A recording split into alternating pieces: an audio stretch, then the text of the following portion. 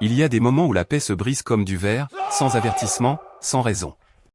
Cela arriva un paisible dimanche matin à Franklin, Tennessee. L'église Saint-Michel venait de se remplir du doux son des hymnes et des aboiements.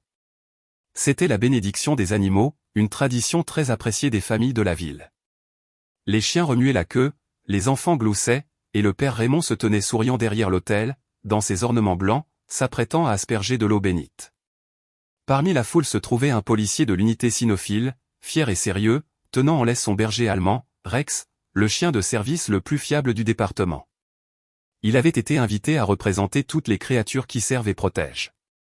Personne n'y vit rien d'étrange jusqu'à l'instant où le père Raymond leva la main pour bénir. Les oreilles de Rex se dressèrent. Son corps se raidit. Puis ce fut le chaos. Le chien bondit en avant, brisant sa laisse, renversant des bougies et déchirant les vêtements du prêtre. Des halètements emplirent l'église. L'officier cria « Rex, au pied !» Les enfants hurlaient tandis que l'animal traînait le prêtre en bas des marches de l'autel. 2 hommes se précipitèrent pour aider, luttant pour retenir le chien enragé. Les lunettes du père Raymond tombèrent, son visage était pâle, son souffle court, mais ses yeux n'étaient pas fixés sur l'animal. Ils étaient rivés sur le sol sous l'autel, comme s'il y reconnaissait quelque chose. Quand les officiers réussirent finalement à maîtriser Rex, le chien ne se calma pas. Il aboya sauvagement, non pas sur le prêtre, non pas sur la foule, mais sur le sol de marbre sous l'autel lui-même. Son museau pressé contre les carreaux, ses griffes grattaient désespérément, laissant des marques sur la pierre. Le son résonna dans tout le sanctuaire. La messe fut annulée. Les gens repartirent sous le choc. Certains appelèrent cela un signe du mal. D'autres chuchotèrent une influence démoniaque. Mais le plus étrange était le silence du père Raymond. Il ne demanda pas de soins médicaux. Il s'assit simplement dans la sacristie après, tremblant, murmurant une phrase encore et encore, pas encore. S'il vous plaît, pas encore.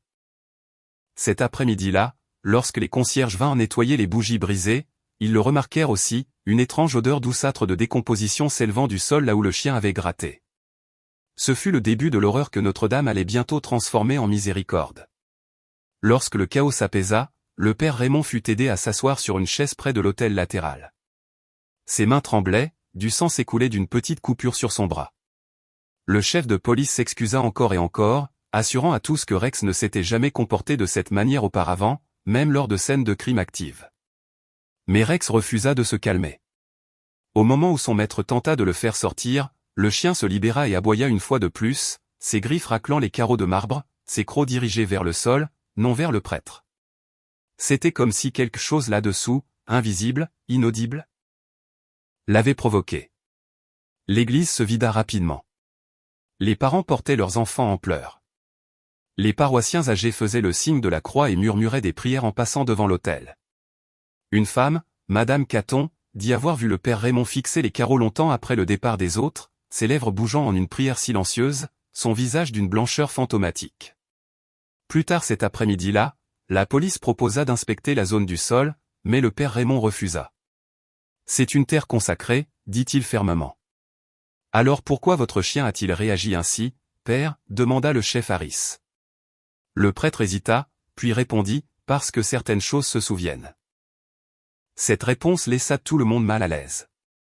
À la tombée de la nuit, des rumeurs se répandirent dans Franklin. Certains dirent que le chien avait senti une présence démoniaque. D'autres affirmèrent que le prêtre cachait quelque chose sous l'autel. Quelques-uns suggérèrent même que l'église était maudite. À 21h, l'équipe de nettoyage, 2 hommes et une femme âgée de la paroisse, revint pour rétablir l'ordre. En balayant la cire brisée et le verre, la vieille femme remarqua d'abord une légère odeur aigre s'élevant de la base de l'autel. Elle pressa sa main contre le carreau et le sentit chaud, presque comme quelque chose de vivant en dessous. Le lendemain matin, le père Raymond annula les messes en semaine, disant qu'il avait besoin de temps pour la prière. Mais les gens chuchotaient, il avait l'air d'un homme hanté, sursautant au bruit soudain, ses doigts serrant son chapelet plus fort que jamais. Quelque chose avait été dérangé ce dimanche, quelque chose que le prêtre ne voulait jamais voir découvert. Le mardi matin, l'odeur était devenue impossible à ignorer. Même avec de l'encens brûlant, une odeur aigre et terreuse remplissait le sanctuaire, un mélange de moisissure, de métal et de quelque chose de plus ancien, de plus profond. Le sacristain de la paroisse, Louis Ortega, travaillait à Saint-Michel depuis 22 ans. Il avait vu des inondations, des fuites, et même des ratons laveurs piégés dans le sous-sol, mais jamais rien de tel. Il se pencha près de l'autel, pressant sa lampe de poche contre les joints des carreaux de marbre. Quelque chose de sombre avait suinté à travers les fissures. Le chef Harris revint cet après-midi-là, accompagné d'un autre officier et du même chien policier, Rex. Le chien se figea dès qu'il entra. Son museau tomba au sol, sa queue se raidit. Il commença à gémir doucement, craintivement. Puis pressa ses pattes contre un coin spécifique de l'autel. Harris s'accroupit et tapota le carreau. Son creux. Le père Raymond observait à quelques mètres, pâle et silencieux. « Père, dit Harris doucement, nous devons soulever cette section. Il pourrait s'agir d'un animal mort. » Mais la voix du prêtre tremblait, « S'il vous plaît, c'est une terre sainte. Laissez-moi appeler le diocèse d'abord. » Harris hocha la tête mais n'attendit pas. Avec un ciseau, il décolla le bord. Le carreau se fendit avec un bruit sourd. Une odeur de rouille et de linge humide s'échappa. Sous la première couche de poussière se trouvait un morceau de tissu blanc plié, bruni sur les bords, et à côté un chapelet rouillé. Les perles étaient fusionnées. Lorsque l'officier le souleva avec des gants, plusieurs perles se brisèrent comme des cendres. Au moment où le tissu toucha l'air, le père Raymond se détourna, pressant sa main sur sa bouche. Son corps tremblait. « Arrêtez, murmura-t-il. N'ouvrez pas ça. » Mais il était trop tard. Sous le tissu, enveloppé dans de fines couches de tissu décomposé, se trouvait quelque chose d'incontestablement humain, un fragment d'os, pâle et lisse comme de l'ivoire sous la lumière des bougies. Alors que le vent passait par la porte ouverte de l'église, la statue de la Vierge Marie, près de l'autel latéral, s'inclina légèrement, comme si elle s'inclinait vers ce qui venait d'être trouvé. Le lendemain matin, des rubans de police s'étiraient sur les portes de l'église. Saint-Michel, autrefois rempli des sons d'hymnes et de rires, ressemblait maintenant à une scène de crime. Des lumières bleues clignotantes se reflétaient sur les vitraux. Des reporters se rassemblaient près du parking, chuchotant à propos d'un cadavre sous l'autel. À l'intérieur, les techniciens travaillaient en silence. Chaque raclement de leur truelle résonnait dans l'air immobile.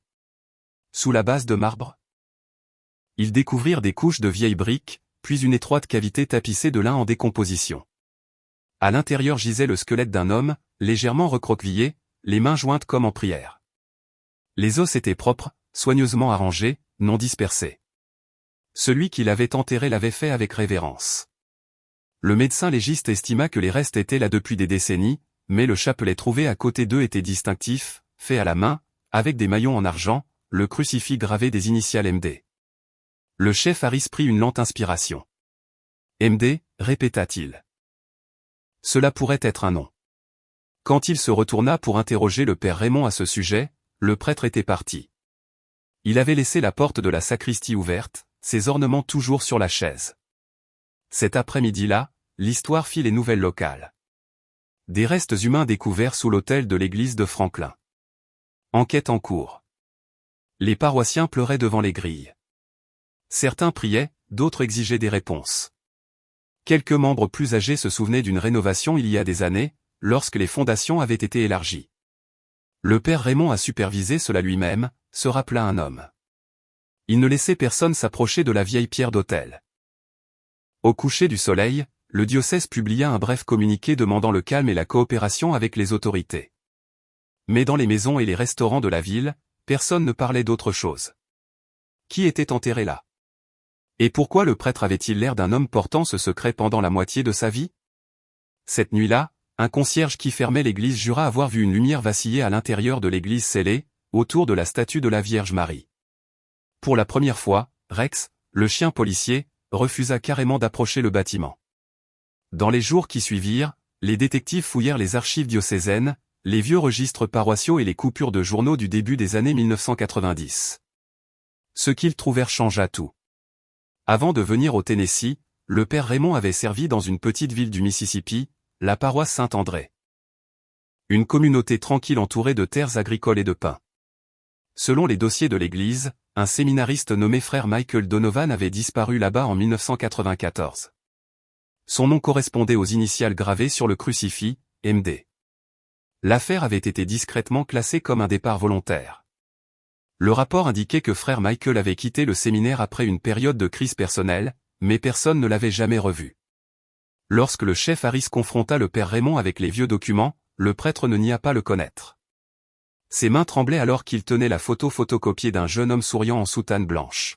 « Michael était comme un fils pour moi », murmura-t-il. Il voulait être prêtre. Il était pur de cœur, peut-être trop pur pour ce monde. Harris l'étudia attentivement. « Que lui est-il arrivé, père ?» Les yeux de Raymond se remplirent de larmes. « Il a disparu. C'est tout ce que je peux dire. » « Ou tout ce que vous êtes prêt à dire ?» Le prêtre ne répondit pas. Plus tard cette nuit-là, la police reçut un appel d'une vieille religieuse du Mississippi, sœur Agnès, autrefois membre de la communauté de Saint-André. Elle avait vu les nouvelles et reconnu le chapelet à la télévision. « Cela appartenait au frère Michael, dit-elle. Il l'a fait à la main avant l'incendie. »« Quel incendie ?» demanda le détective. « Celui qui a détruit l'ancienne chapelle la nuit même de sa disparition. » Tandis qu'elle parlait, le tonnerre gronda à l'extérieur du poste, et le courant vacilla. Quelque part dans son presbytère, le père Raymond s'agenouilla devant la statue de la Vierge Marie, murmurant les mêmes mots que la nuit précédente. « Mère, je croyais que c'était enterré pour toujours. S'il vous plaît, pas comme ça. » Après la découverte, le père Raymond dormait rarement. Les voisins disaient souvent voir de la lumière s'échapper de la fenêtre du presbytère bien après minuit, le faible vacillement des bougies, des ombres se déplaçant sur les murs. À l'intérieur, il priait jusqu'à l'aube. Le prêtre autrefois confiant tremblait désormais à chaque mot du chapelet. Ses repas restaient intacts. Ses yeux étaient creux, hantés. Les quelques paroissiens qui lui rendaient visite le trouvaient distant, parlant doucement de choses inachevées et d'une promesse faite il y a longtemps. Une nuit, la gouvernante de la paroisse, Madame Aurin, entendit des murmures provenant de la chapelle attenante au presbytère. Quand elle jeta un coup d'œil à l'intérieur, elle se figea. Le père Raymond était agenouillé devant la statue de la Vierge Marie, le visage inondé de larmes, la voix brisée. « Mère, j'ai caché ce que je ne pouvais affronter.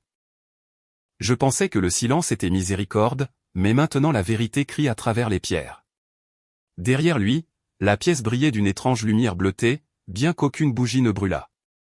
La lumière scintillait doucement autour du visage de la statue, projetant un mouvement semblable à un reflet, comme une respiration. Madame Aurin recula, secouée, mais émue.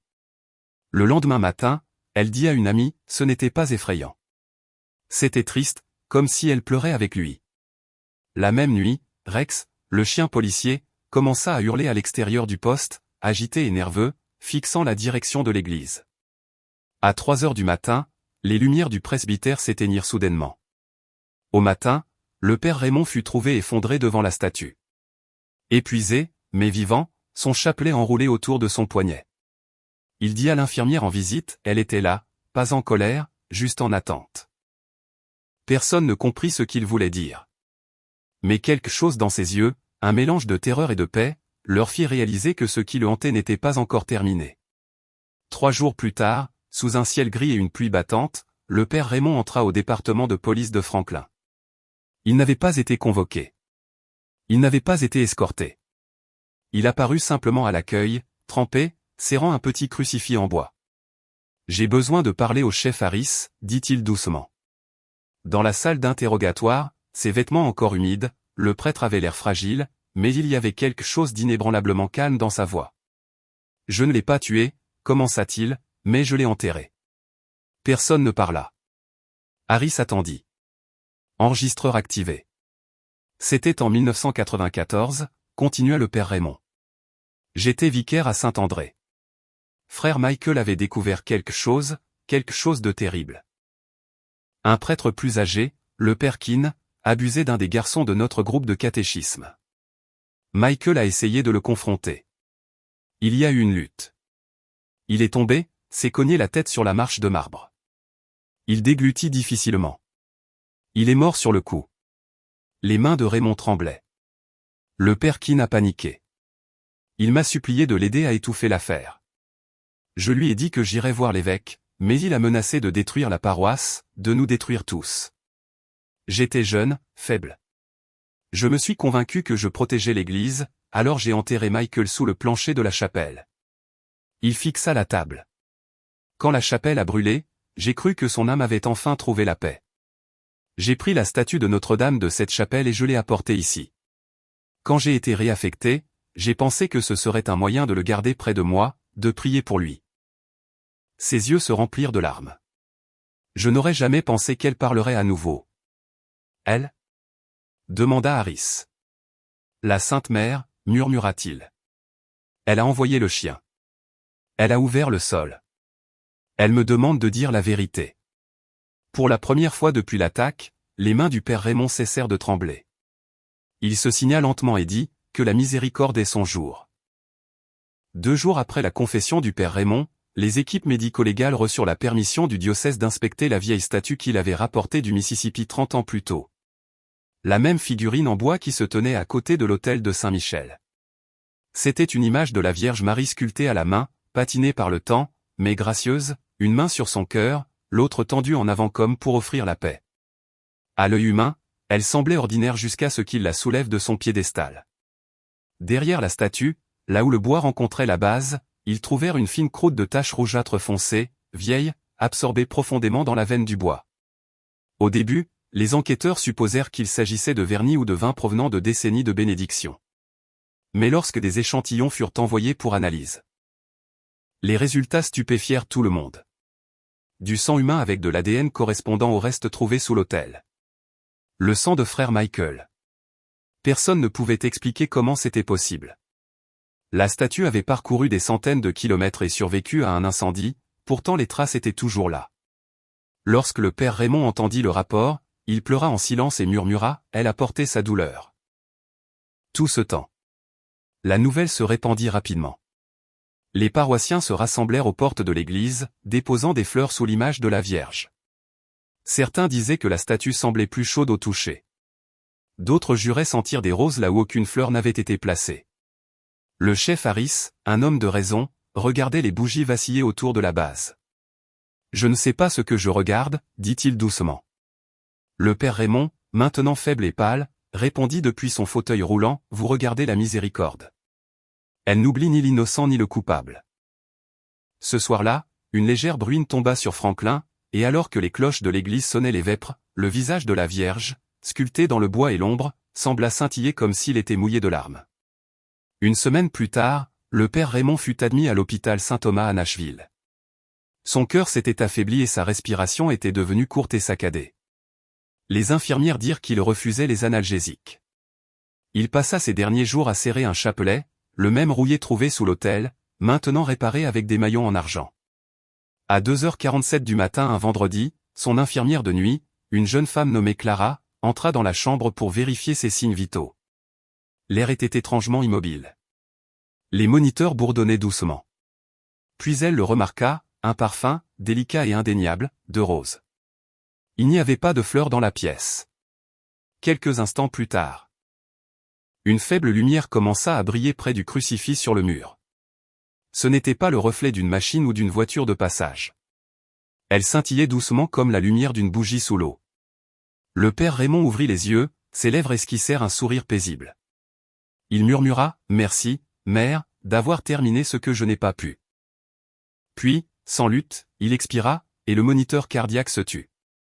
Lorsque le personnel entra quelques instants plus tard, toute la pièce était remplie de cette même douce odeur. Le linge, l'air, même les barres métalliques du lit semblaient la porter. Cela dura près d'1 heure. Les médecins ne purent l'expliquer. Clara dit seulement qu'elle avait l'impression que quelqu'un d'autre était là, quelqu'un de magnifique. Le lendemain matin, alors que le soleil se levait sur Franklin, les paroissiens se rassemblèrent devant l'église Saint-Michel pour prier. La statue en bois de Notre-Dame se tenait radieuse dans la lumière, et pour la première fois depuis la découverte, la paix revint sur les visages des gens. Certains disaient que la Vierge était venue le ramener chez lui. D'autres disaient qu'elle était venue le libérer. Quoi qu'il en soit, l'odeur des roses persista longtemps après son départ. Dans les semaines suivant la mort du père Raymond, l'église Saint-Michel rouvrit lentement. Le diocèse ordonna une bénédiction complète et une reconsécration de l'autel, mais permit également aux fidèles de se rassembler et de prier, non pas dans la peur, mais dans la gratitude. Les foules remplirent les bancs. Certains venaient des villes voisines. D'autres États. Ils s'agenouillèrent devant la statue de Notre-Dame, maintenant placé derrière une vitre, entouré de bougies et de roses blanches.